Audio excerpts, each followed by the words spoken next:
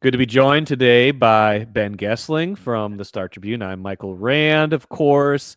Ben, we've been talking about this for a few days now, Yeah, wondering if it was going to happen. Daniel Jones on Wednesday, we have learned, you have learned, others have learned, signing with the Vikings. Sounds like it's kind of a low leverage practice squad acquisition for now. Not a lot of money changing hands, just kind yeah. of an opportunity for him to get a bit of a fresh start, but that doesn't mean we're not going to read 7 levels into it, is it? That doesn't mean we're not going to do that.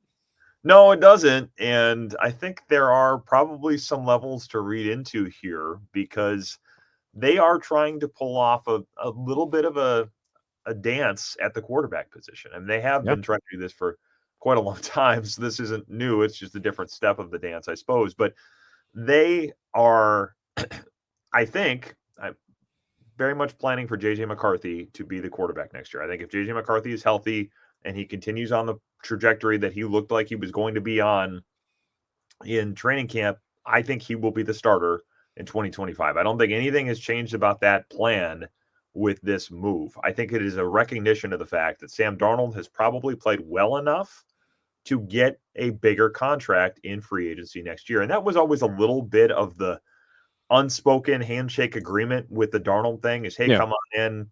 We'll help you kind of rehabilitate your career. You're going to get a chance to start.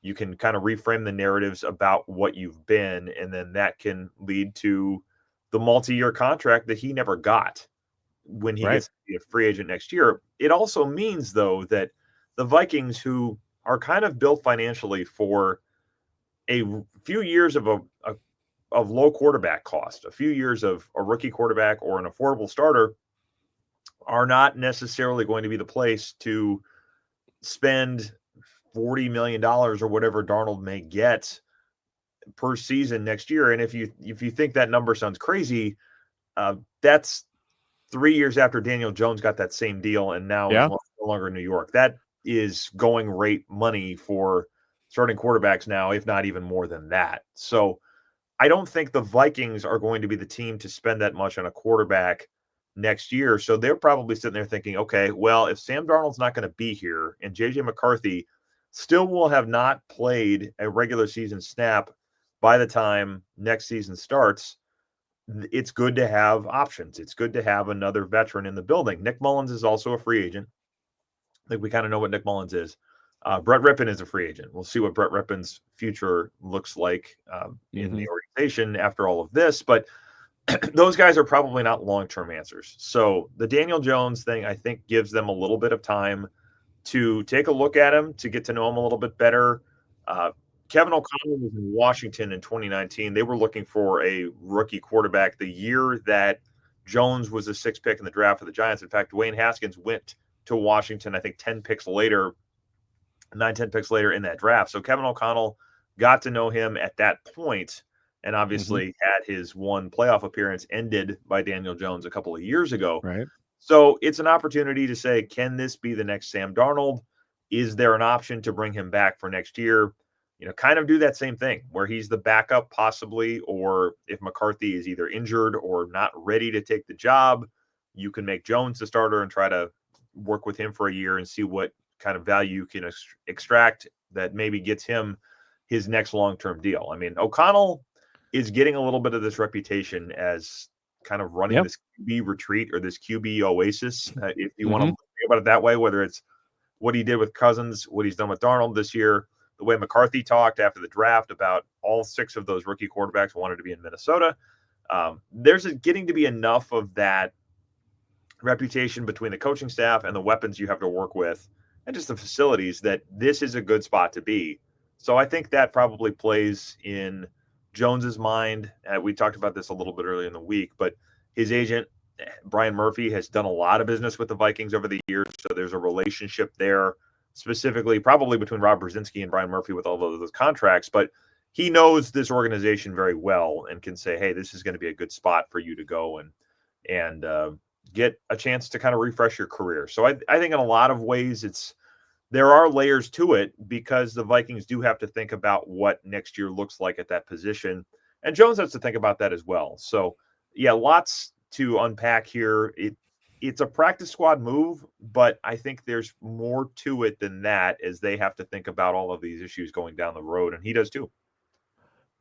There are definitely parallels between the path Jones took and the path Darnold is on. I want to get to those in a minute, but of course, um, all these reasons you lay out are good ones, and I think they're the most obvious ones and the truest ones. But I also have Vikings fans in my mentions. I got Vikings fans texting me already, like, "Hey, I get all this, but how? What's the subtext? Is this procedure McCarthy had 2 weeks ago more serious? Is he not going to be No, ready for 2025? Is Darnold's foot injury more serious than they're letting on? Like everybody's paranoid just when yeah. they add a practice squad quarterback. Oh, Vikings fans, Yeah. you're one of a kind. I mean, yeah, Yes. I've seen the Yeah. same things.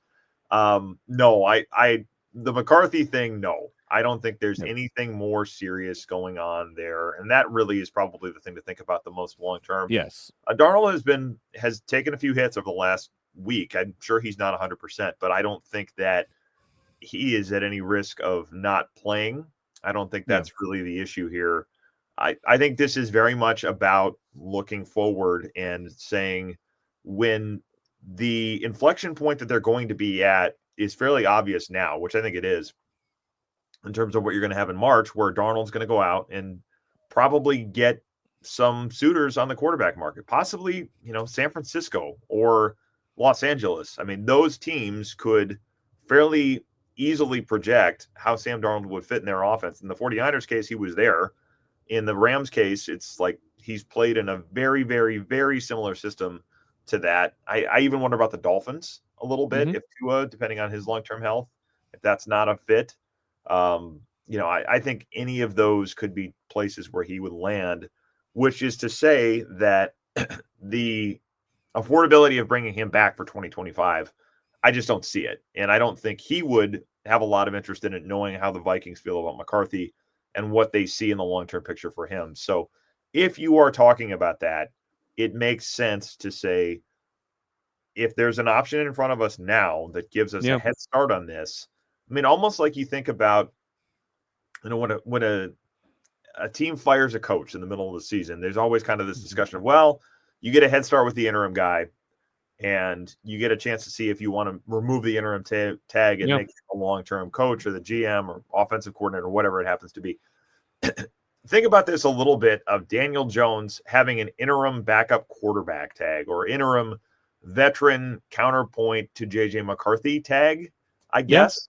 It's a little clunky, but I think there's a little bit of that in the thought process here of, if you can get that start on it now and do a little bit of this get to know you period for the next 5-6 weeks, maybe longer, depending on how long they play, it kind of puts you in the driver's seat if, in fact, Daniel Jones is a backup next year or a relatively affordable backup quasi starter. I really do think that if JJ McCarthy is healthy, he's going to get every opportunity to take that job and run with it next year. I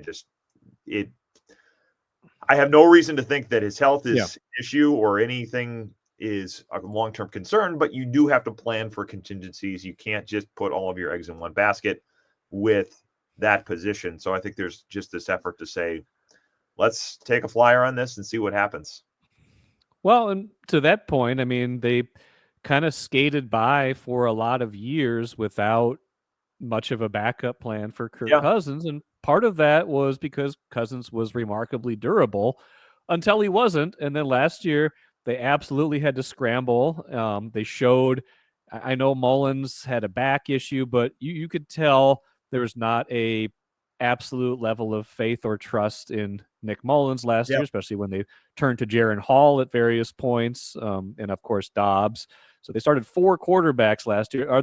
Is there scar tissue from that that's making them maybe think about, like, if there's a chance to stockpile another quarterback just Yeah. in case, and they're 9-2 this season, is there maybe some of that muscle memory from a time they've been burned recently by not maybe having the best backup plan? Yeah. I think that's a great point. I think that's true in the sense of Kevin O'Connell has an elephant's memory. Kevin O'Connell, and I don't know how much of this is something that it just kind of picks up by osmosis, but I think about this a lot with Kevin O'Connell. Like, his dad was running wiretapping on mafia dons in the FBI. Like, Yeah. you don't forget little details. You don't forget a face. You don't forget kind of things that have happened if you're in that type of a job. I would think. I have not been in that type of a job. So I don't know for sure, but I would imagine those would be traits that would serve you well in that type of a job. So if that's what you have grown up around, you probably have picked up a thing or two. And being an NFL coach, it behooves you to be able to remember things for a long time. I think a lot of the way they think about rookie quarterbacks is because of things that have happened to Kevin O'Connell in the past with Hmm. Dwayne Haskins in Washington. He was around Johnny Manziel. This was not his rookie year, but when he was fairly early on. So I think there's a little bit of that in there. And yes, I do think last year when you go from Kirk Cousins, Nick Mullins is hurt, to Jaron Hall, to Josh Dobbs, to Nick Mullins, back to Jaron Hall, back to Nick Mullins, and Josh Dobbs is never to be seen or heard from again. I do think that there's some scar tissue there. I think there at least is the ability to say, if we can avoid this type of a scenario again, let's avoid it. Let's not put ourselves in that spot if there are cheap and relatively easily accessible ways to prevent that. So, is Daniel Jones going to come in here and learn the offense to the point where if everybody gets hurt, that he's able to come in and save a playoff game in 6 weeks? I don't think I would expect that. I mean, he'll learn a lot. He'll pick up a lot of things, but I don't know that that's going to be something they want to do. But if you did end up in a situation where there's injuries and you have to go into a playoff game with a quarterback that you'd rather not have there, it doesn't hurt to plan ahead. I mean, the first playoff game I covered was Joe Webb, Yeah. so seen that too. I don't think that's the play here, but yeah, I think just to whatever degree you can prevent being caught in a bad quarterback spot, I think they're interested in doing that. So I guess that leads perfectly to my next question. Like, would you envision Daniel Jones moving up to QB2 at some point, or is that subject to whatever happens once he gets in the building? Like, what do you think his role for this year is? Is it just sit and learn, absorb some stuff for 2 months, and we'll see what happens next? Or do you think that they like him enough that they would say, oh, he's picking stuff up pretty quick. Like maybe he's your best QB2, even if you never have to use him. I have a hard time seeing that he turns into that. I mean, I think Okay. Mullins, for all of his limitations, is a guy that has spent more time in this offense than anybody in this building. So there is still that level of comfort they have with him. And we saw it last week in Chicago. I mean, we Yeah. haven't talked about it much because of how quickly Darnold was able to come back, but they were facing a 3rd and 13 when Darnold went out of the game. And that whole thing, as we saw, could have tipped very quickly if we saw a tip at the end of the game. But if they don't convert that 3rd down, who knows where that goes if Hmm. the Bears are able to get back in the game. Mullins comes in, and it was a catch and run to Aaron Jones, but he converts the 1st down. Aaron Jones gets a handoff for another 1st down, but you have somebody that can come in and run the offense that you're not sitting there saying, oh, we just have to kind of crawl into a shell. So I Right. think Mullins is still the 2. I wouldn't expect that changes, but I think a lot of this is have him here. They'll get to see him practice. They'll get to see him, um, probably run some look teams, I would think. He's in meetings. He's going to have an opportunity to work with Josh McCown and Grant Udinski. All of those types of data points will be useful for them long term. I don't think there's going to be this huge expectation to put him in the mix this year. I think there's enough that they value about having time in this offense that they're not just going to go and say, well, that doesn't matter. We're gonna throw him in quick. The risk of that is that he could, if he's on the practice squad, he could still go sign somewhere else. If there's a team that says, hey, we're really needy for a quarterback, we've got a spot on the active roster, you could go come in and play with us relatively quickly. I'm sure there's going to be that in the back of their minds, and it may Hmm. be whispered to them by his camp. I wouldn't be stunned if that comes up at some point to say, hey, you need to put him on the active roster, otherwise you're going to risk losing him. That I suppose is a risk you take by going that way, but I don't really see him being QB2 right now. I think this is much more about could he be QB2 or QB1 if McCarthy isn't ready for whatever reason next year. I think it's very much more about that. And there's plenty to like about him. Like I think about his 2022 season, obviously, that got him the contract. They beat the Vikings in the playoffs. He has a Yeah, very good great. game. He's not just, he's not just a passer. He ran for 700 yards that season.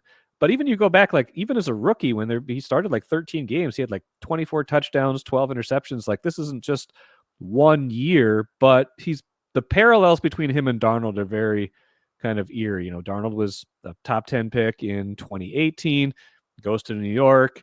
Some As I wrote success, the but other day, they have shared MetLife Stadium and the back page of New York tabloids. yes, they have. And Jones is actually 1 week older than Sam Darnold. So they're almost identical ages, like 27 right now. Obviously, they both the run of whatever they had in New York, the pressure, the bad situation. Like there's a lot of parallels there, but they're not exactly the same quarterback. Like as you've watched Jones over the years, like why do you think Kevin O'Connell is such a fan of his? Well, I think he has been able to do a lot of things at the NFL level that are probably. I mean, his resume coming into this year was better than Sam Darnold's. I think he has probably Yeah. been a little better caretaker of the ball, more so than Darnold was. I don't think he has the arm strength that Darnold does.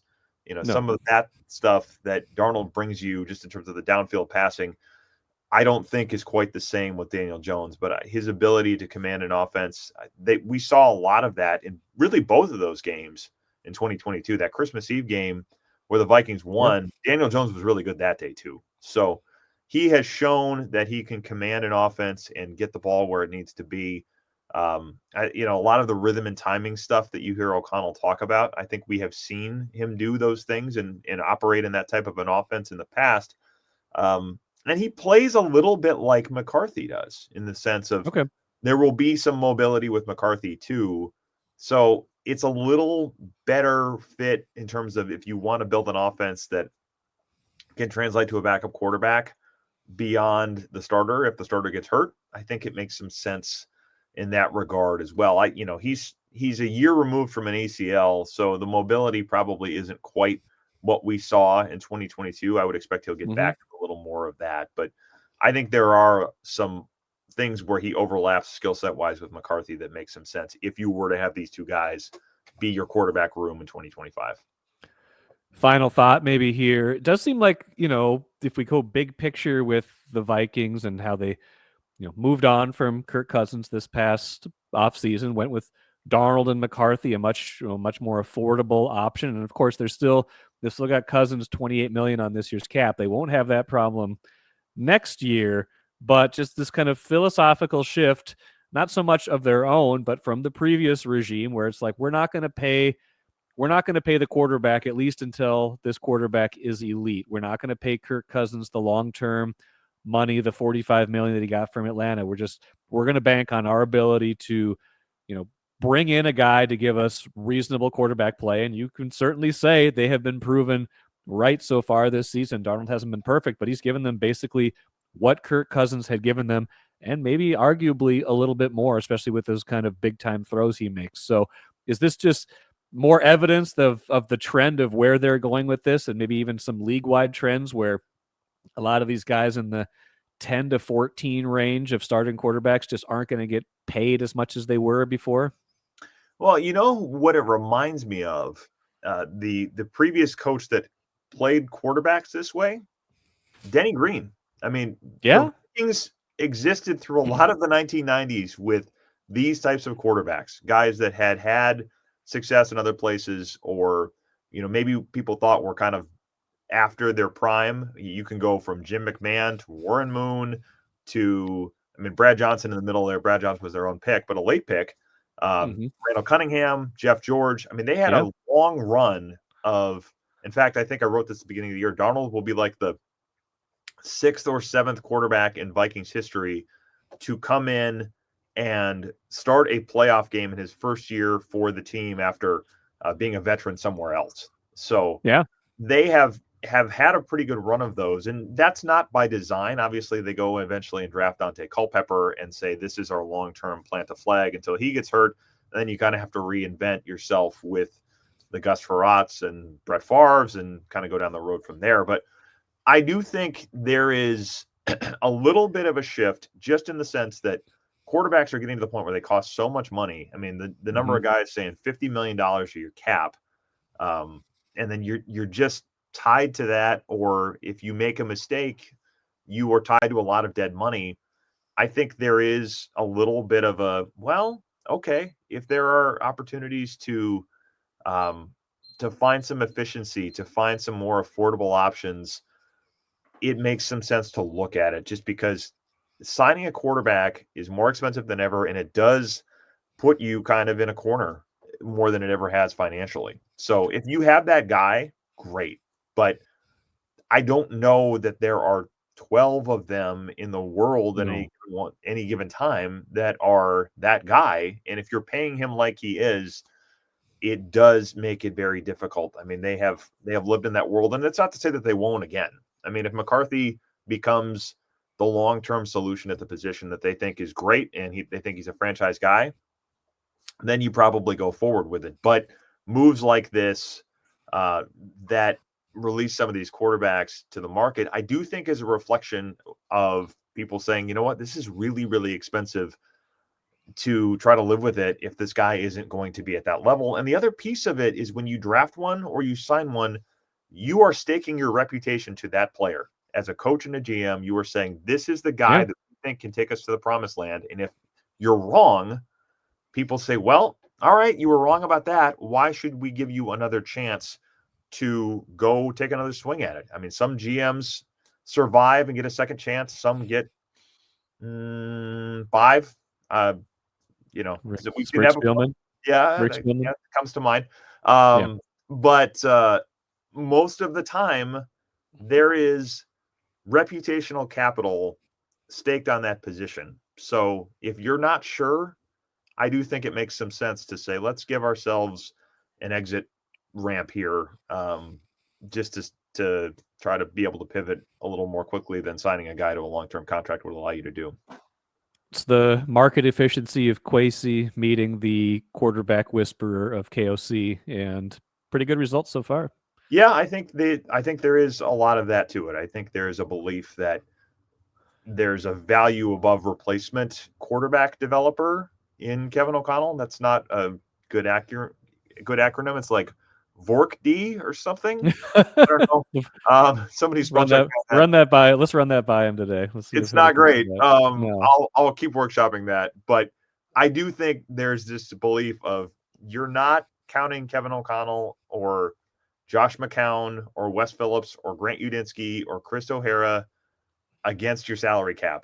So if you can get more out of these types of coaches that allow you to get more out of affordable quarterbacks, that is an efficiency. It's a competitive advantage, which is, competitive advantage is the holy grail of the NFL. So if you have it, use it. Awesome, Ben. Great stuff. Look for this expanded topic in Ben's newsletter. Access Vikings newsletter comes out every Friday. Of course, coverage of Sunday's game against the Cardinals and more. Ben, appreciate it. We'll talk to you soon. Sounds good. Thanks, Mike.